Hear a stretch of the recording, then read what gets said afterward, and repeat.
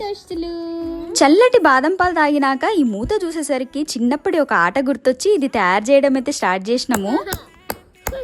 ఇక ఆరిన ఆశ్చర్యానికి అవధులే లేవు. అసలు వీళ్ళు ఏం చేస్తారా అని చెప్పి పక్కనే కూర్చొని మొత్తం చూసుకుంటున్నాడు. మాకైతే ఇది తయారు చేసినంత సేపు 90s నాస్టాలజిక్ ఫీలింగ్ అయితే వచ్చింది.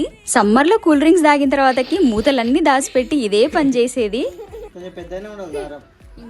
నేను చెప్పిన ఇందాకే పెద్దగా ఉండాలని. మేమైతే దీన్ని గిరకా అని పిలిచేటోళ్ళము. దీనిలాగానే స్వీట్స్ కూడా అమ్మేటోళ్ళు అప్పట్లో.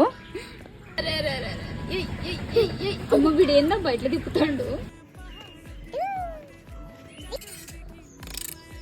ఇది నాకు తెలియదు. దోస్తులు మీరు ఎప్పుడైనా ట్రై చేసిరా ఇట్లా? దీన్ని మీరేమనేటోళ్ళు చిన్నప్పుడు? మరి